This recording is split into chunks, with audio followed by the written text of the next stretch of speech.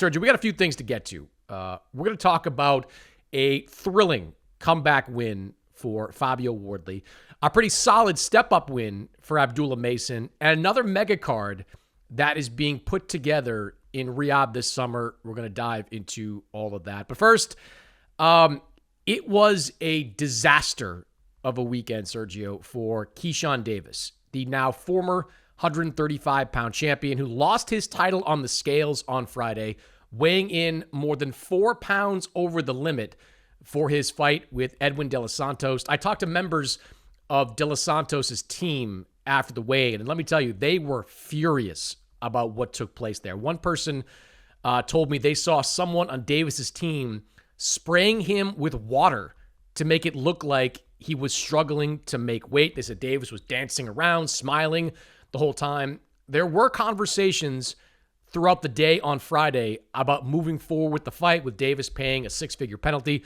But ultimately, De Los Santos chose not to go through with the fight. Good for him, by the way.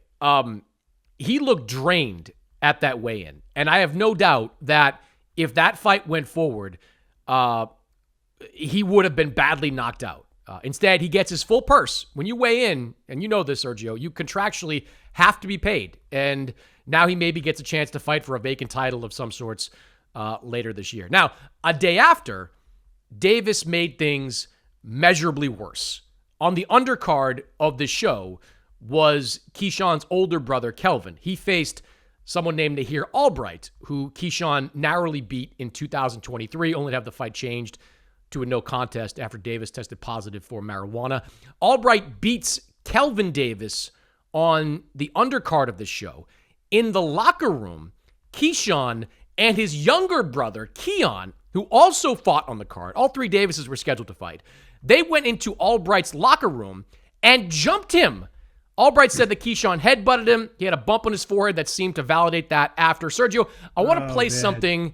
I want to play something, Sergio, that Tim Bradley said after the fight. Take a listen.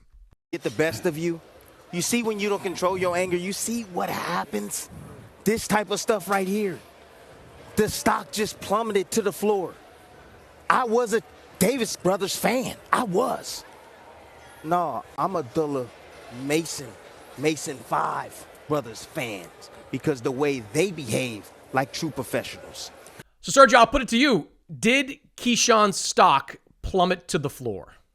100%. It's a terrible look for Keyshawn Davis, who was a champion, who had so much going for him. He was going to have his hometown debut as a champion in Norfolk, Virginia, with his brothers on the undercard. I mean, everything was aligned for him to be the next star. I mean, he only has barely a dozen fights, 13 fights. He's already a champion. He's already ascending. I mean, he's a star in the making. And people on that side of the country, they really support their athletes. Allen Iverson comes from Virginia. I mean, so many great athletes come from Virginia, and he was going to be the next. And unfortunately, it's just a terrible look, man. Losing your title on the scale when you're 4 pounds overweight, you didn't even try. You didn't even try to make weight. I mean, look, I've been overweight in big fights, but I've always made the weight, man. I've been overweight 3 pounds with Mosley, came back. I made the weight. Wasn't a good performance, but I made the weight. My second fight with Vernon Forrest, I was overweight 2.5 pounds. Did the same thing. Something about a fighter where you agree, where you sign a contract, you have to make the weight. That's part of the negotiation. You have to make the weight. All right. And then the fight. That's why I always say it on our telecast. Making weight right is half the fight won. Keyshawn Davis didn't even try. He didn't even try, man. He let down his promoter, his fans, his family, and ultimately himself, man, because he won a championship, lost the championship. It's unforgiving, man. Stuff like this is unforgiving because it's so irresponsible. And if it happened once, it's going to happen again. He needs to go on a apology tour. He needs to do a lot, man. Keyshawn Davis needs to do a lot because he had everything given to him for him to be the next star, and he just slapped everyone in the face with this. I'm trying to think of what Keyshawn could have done to make this past weekend any worse. I mean, lighting Scope Arena on fire is probably the only thing that could have made it worse for him. Because to your point, before this weekend, Keyshawn's stock was at its peak. He was ascending. 2 fights earlier, he goes ahead with a fight against Gustavo Lemos in Norfolk, Virginia. And that was a fight. Lemos was way overweight coming in. You and I both talked about this. I didn't think he should have gone ahead with that fight. He did. He beat the hell out of Lemos in 2 rounds. Next fight, he dominates Denis Baranchyk, wins his first world title. Big step forward. Looks like the sky is the limit for Keyshawn Davis. This wasn't 1 step back. This wasn't 2 steps back. This was 3, 4, 5 steps back. His reputation is in tatters. Like, not making the weight, not seeming to care about making the weight. That was bad. Then you have the incident after the fight where this guy, Nahir Albright, legit beats your brother, and you're in the locker room. However it started, don't be in this guy's locker room. Like, don't be approaching him after a fight like this. He lost. It was a majority decision, but he lost. You don't go after the guy that beat him in that manner. That was wild. And there was a second video, Sergio, because Albright's brother, understandably, was ticked off that, 2 guys were jumping his brother in the locker room. He gets into a Keyshawn, and Keyshawn's out there, and he's got his little kid with him. Like, his kid's in the stroller while Keyshawn is going at it with Albright's brother. It's just the whole thing. Sergio, the whole thing was just bonkers and such a terrible look for Keyshawn Davis. An embarrassing look. I can tell you. It's embarrassing. Top Rank Sergio is furious with Keyshawn Davis. Furious. Because they're the ones that got to pay out Edwin De Los Santos. They've got to pay him the 6 figures that he was going to get for that fight with nothing to show for it. Now you have Keyshawn sinking even lower by acting a fool after the fight. And the other point here, Sergio, Lou DiBella made this point on Twitter, and it's a good one. Keyshawn Davis loses out on $1 million check that he'll never get back. There's no recouping the money he lost in this fight.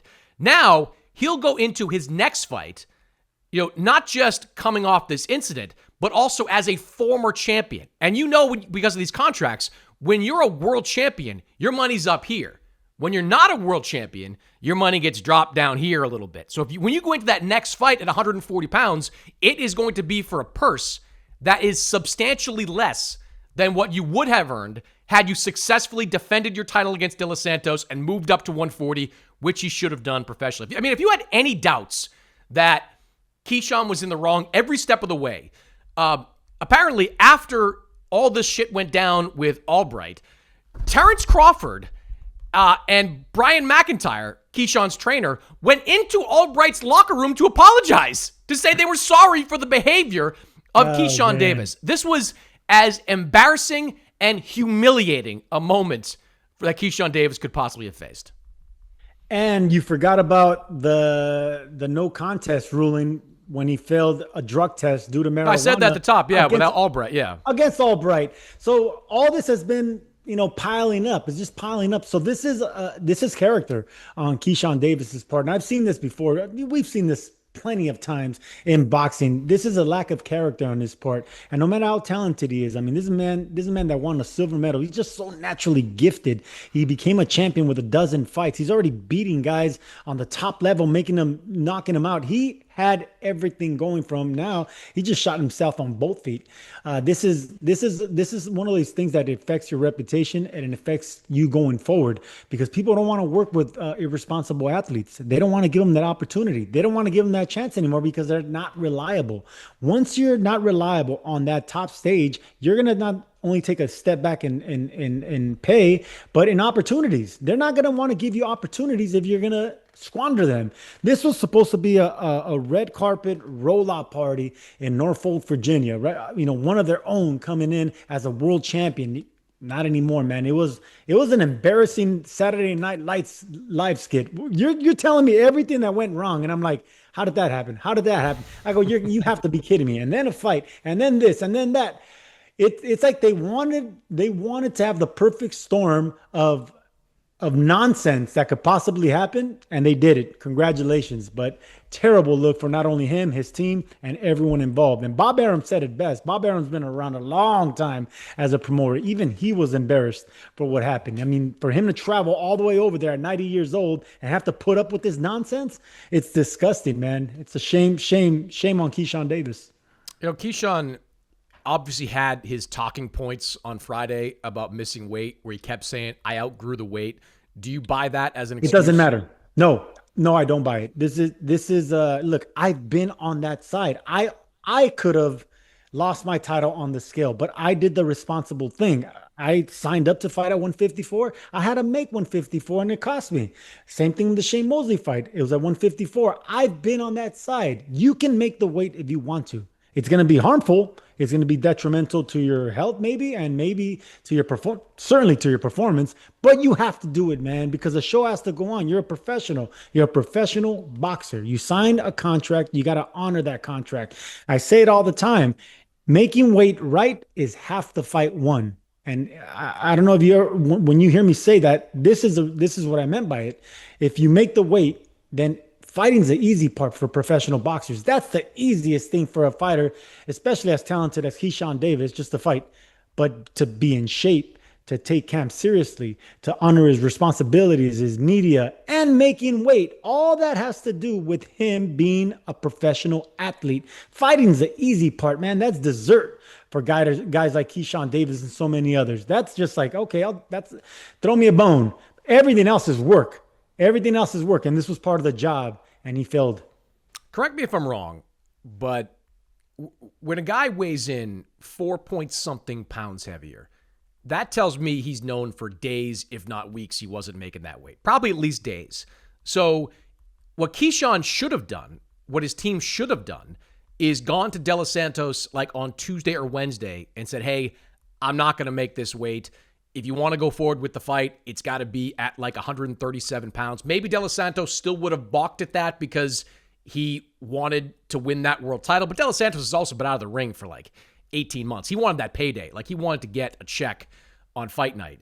I think De Los Santos would have gone for it. Instead, they tried to make a mockery of the entire event and just assumed that De Los Santos was so money hungry that he would go for it. If you sweeten the pot by $100,000 or whatever it would have been, that he would have gone for it. Good for De Los Santos. Good for Samson Lukowicz, his manager / promoter, like for pulling the plug on this. De Los Santos still gets his full check, doesn't have to fight that fight, and it makes Keyshawn look absolutely terrible for having it play out like that. I think Keyshawn, I agree with you, got to go on like an apology tour of some sorts. I doubt we see that happen.